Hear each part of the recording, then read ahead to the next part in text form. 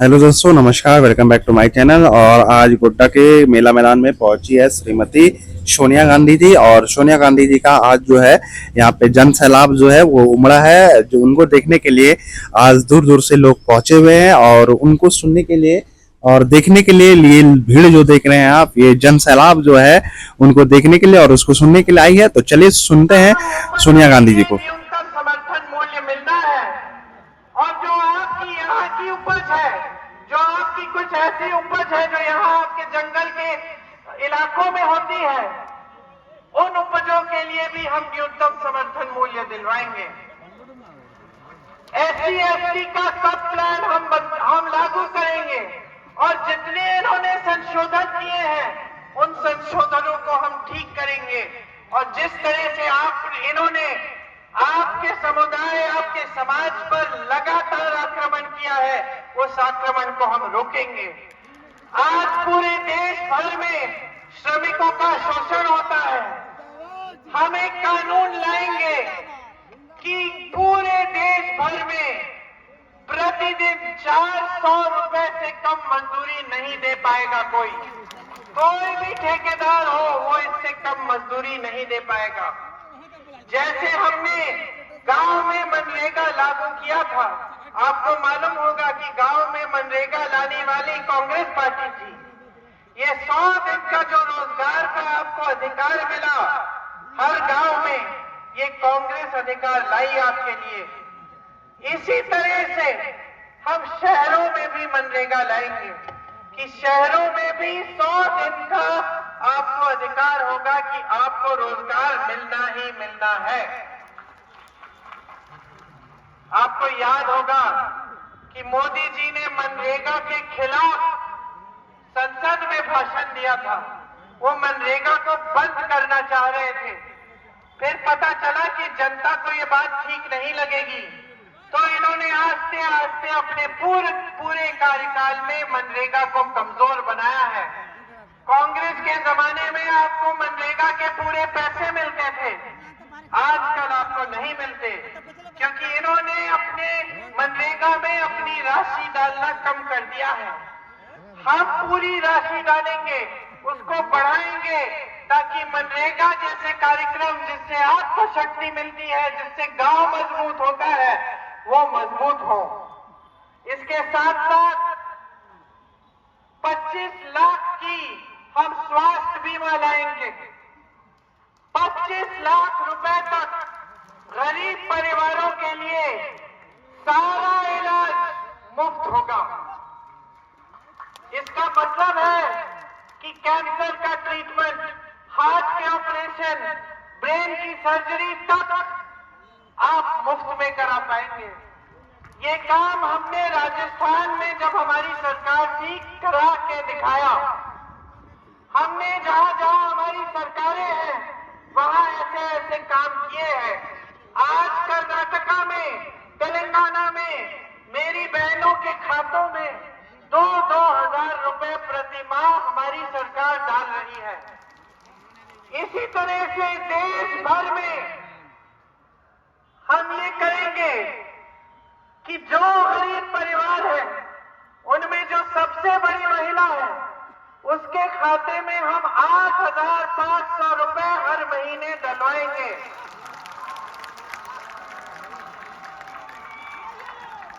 इससे 1 लाख रुपए हर साल हर गरीब परिवार में पहुंच जाएंगे, डायरेक्ट सरकार की तरफ से, ताकि आप महंगाई का सामना कर पाए। महिलाओं को 50% सारी जो सरकारी रोजगार है महिलाओं को मिलेंगे। इसके साथ साथ आशा बहुएं, आंगनबाड़ी, मिड डे मील वाली बहनों का हम मानदेय बढ़ाएंगे। मेरे नौजवान साथी यहां खड़े हो, मैंने कहा आप सब शिक्षित हो, आप सब शिक्षित हो, लेकिन आपको रोजगार नहीं मिलता।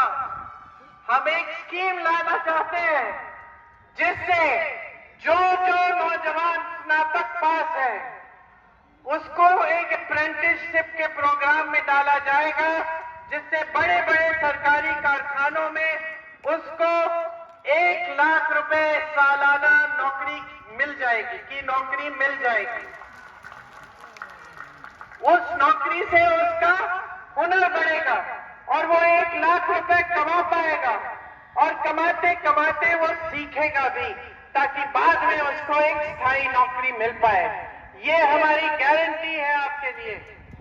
हम पेपर लीक के खिलाफ एक सख्त से सख्त कानून लाएंगे क्योंकि आजकल आप त्रस्त है, आप पेपर देते हैं, पेपर लीक होता है, आपकी नौकरी नहीं, नियुक्ति नहीं होती, आपके रिजल्ट नहीं आते, आप ठहरते हैं, पूरी जिंदगी निकल जाती है, जवानी निकल जाती है, लेकिन पेपर बार बार देना पड़ता है, नौकरियां नहीं मिलती। इसीलिए पेपर लीक के खिलाफ एक सख्त कानून लाएंगे जिससे जो जो अधिकारी पेपर लीक करने की कोशिश करे या मदद करे या कोई घोटाला करे उस पर सख्त से सख्त कार्रवाई होगी। आज मोदी जी की सरकार में 30 लाख रोजगार खाली हैं, पद खाली हैं, उन्होंने भरे नहीं हैं। हमारी गारंटी है कि हमारी सरकार के आते ही हम ये 30 लाख के 30 लाख पद भरेंगे, आपको ये रोजगार मिलेंगे।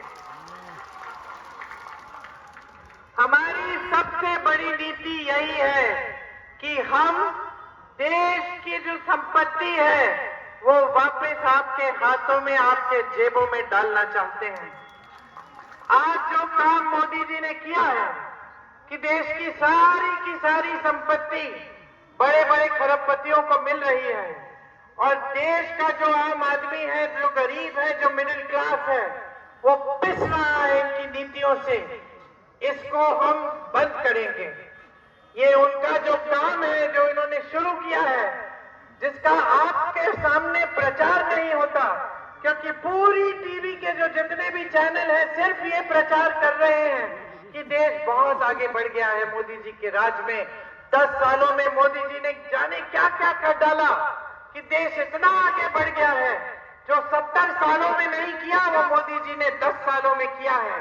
तो मैं आपसे पूछना चाहती हूं कि अगर ये प्रचार जो आप हर रोज टीवी पे देखते हैं और बड़े बड़े होर्डिंग्स पे देखते हैं, अगर ये सच्चाई है तो ये सच्चाई आपके जीवन में क्यों नहीं दिख रही? ये 140 करोड़ भारत की जनता के जीवन में ये सच्चाई आज तक उतरी क्यों नहीं है? आज तक आप बेरोजगार क्यों हैं? बेरोजगारी बढ़ क्यों रही है?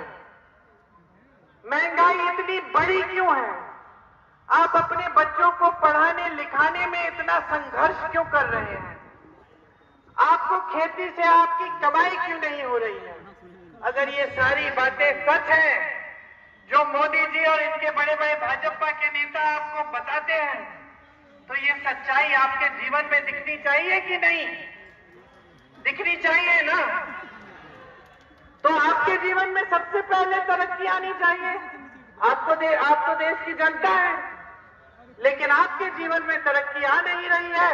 उधर अडानी जी, अंबानी जी और सारे खरबपतियों के जीवन में तरक्की आ रही है। इनके हजारों लाखों करोड़ रुपए है और हजारों लाखों करोड़ सरकार इनको दे रही है और इनसे कमवा रही है। आपके यहां 1000, 2000, 5000 रुपए कमाना मुश्किल हो गया है। घर में बच्चों को खिलाना मुश्किल हो गया है। आज ये परिस्थितियां हैं और इनकी ये हिम्मत भाजपा के नेताओं की और देश के प्रधानमंत्री की कि आपके सामने आकर कहते हैं कि सारे नेता भ्रष्ट हैं, सिर्फ यही ईमानदार है। आपके मुख्यमंत्री को चुनाव के समय जेल में डाल देते हैं और आपके सामने आकर ऐसा कहते हैं कि खुद ईमानदार है। अगर खुद इतने ईमानदार होते तो क्या देश की सारी संपत्ति अपने बड़े बड़े खरबपति मित्रों को दे देते? अगर इतने ईमानदार हैं तो ये इलेक्टोरल बॉन्ड की स्कीम क्या ले आए ये,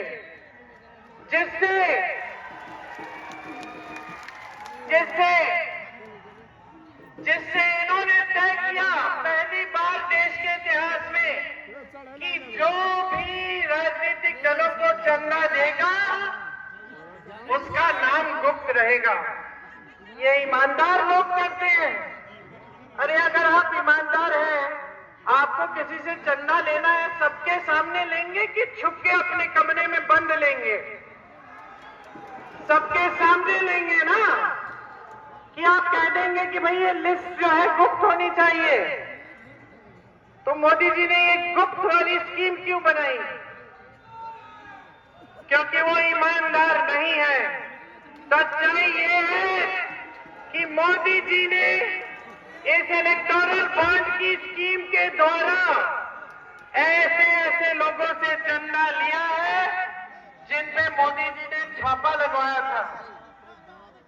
उन पे छापा लगाया, चंदा लिया, छापे बंद।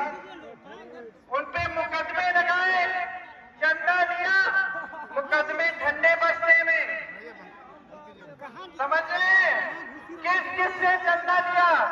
गुजरात में मोरबी का जो पुल बना, जो बह गया, 100 लोग उसमें बह गए पानी में, उस पुल बनाने वाले से गुप्त लिस्ट में मोदी जी ने चंदा लिया।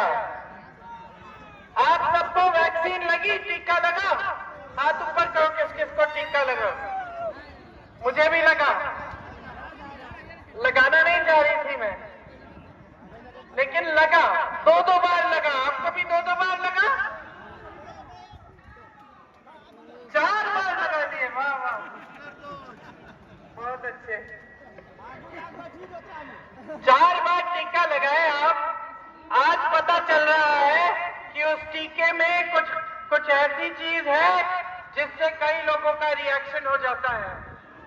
कई नौजवान लोग जो बिल्कुल सेहतमंद थे ऐसे ही गिर के मर गए। कोई जिम कर रहा है, कोई खेती कर रहा है, ऐसे ही वहीं के वहीं। और 15 लोगों ने विदेश में मुकदमा लगाया वैक्सीन की कंपनी पे। आज अगर आप वैक्सीन मार्केट में ढूंढे तो नहीं मिलेगी। और याद है जो मोदी जी का चेहरा था उस प्रमाण पत्र पे, वैक्सीन के प्रमाण पत्र पे, याद है? हाँ, मेरे पे भी था। अब वो चेहरा नहीं दिखेगा प्रमाण पत्र पे, क्योंकि मोदी जी ने उस वैक्सीन बनाने वाली कंपनी से 52 करोड़ रुपए चंदा लिया। तो मोदी जी की ईमानदारी और भाजपा की ईमानदारी को गहराई से समझ लीजिए बहनों और भाइयों। इनकी जिम्मेदारी, इनकी ईमानदारी, इनकी सारी नीतियां सिर्फ अपने बड़े खरबपति मित्रों के प्रति है। आपके प्रति कोई जिम्मेदारी नहीं है।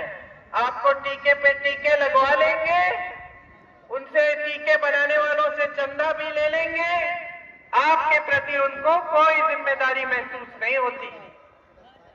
गहराई से समझ लीजिए और ये तय करिए कि आपको कैसी सरकार चाहिए। आपको ऐसी सरकार चाहिए जिसकी नीतियां आपकी भलाई के लिए हो, जो इस लोकतंत्र को, इस संविधान को मजबूत करने वाली हो, या आपको एक ऐसी सरकार चाहिए जो आपको कमजोर करे, लोकतंत्र को कमजोर करे, संविधान से आपके आरक्षण भी कम करे? क्या चाहते हैं आप? आज यहाँ हमारे प्रत्याशी श्री प्रदीप यादव जी हैं।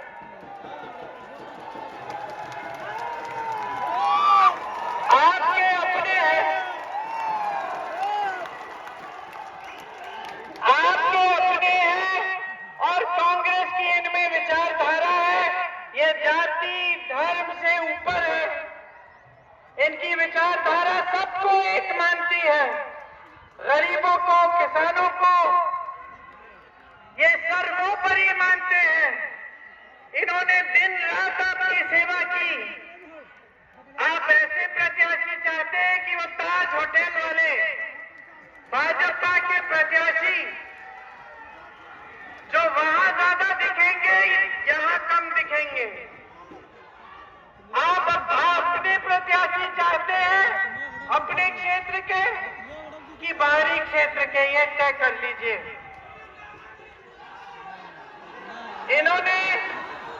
इन्होंने बाबा बैद्यनाथ की सदियों से सेवा की है, सदियों से आप सबने सेवा की है इस क्षेत्र में, और ये भक्त हैं उनके, यहाँ के जो पुजारी हैं जिन्होंने सेवा की है सदियों से, उनको मैं प्रणाम करती हूँ।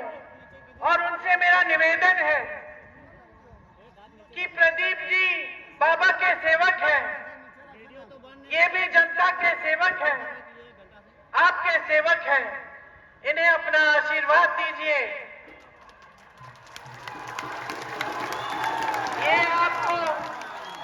ये आपको निराश नहीं करेंगे। तो मैं आपसे भी और बाबा वैद्यनाथ जी के पुजारियों से भी मैं यही उम्मीद रखती हूँ कि आप सब अपना आशीर्वाद प्रदीप जी को देंगे। मुझे बहुत खुशी है आज कि हमारे वरिष्ठ नेता फुरकान जी अंसारी जी और उनके बेटे इरफान अंसारी जी जैसे हमारे जो नेता हैं वो भी पूरी शक्ति से इस चुनाव में काम कर रहे हैं।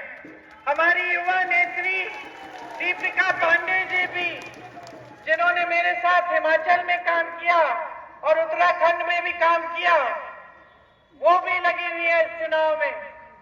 पूरी जो कांग्रेस पार्टी है पूरी इस चुनाव में जी जान से लगी है ताकि आपके प्रत्याशी जीते और यहाँ से भारी बहुमत से कांग्रेस विजयी हो, कांग्रेस की देश में सरकार आए ताकि हम ये सारी स्कीमें, ये सारी गारंटी आपके लिए लागू करें। आप जब यहाँ का चुनाव होगा तो आप ईवीएम पर जब हाथ के पंजे पर बटन दबाएंगे तो याद रखिए कि आप हेमंत सोरेन जी की रिहाई का रास्ता भी खोल रहे हैं। आप कांग्रेस पार्टी को जिताएंगे तो आपको एक ऐसी सरकार मिलेगी जिससे आप पर आपको गर्व होगा। आपको गर्व होगा कि आपके देश में एक ऐसी सरकार बनेगी जो आपके लिए दिन रात काम करके, आपकी सेवा करके आपको दिखाएगी। आपने बहुत ध्यान से मेरी बातों को सुना। आप सबको बहुत बहुत धन्यवाद। जय हिंद।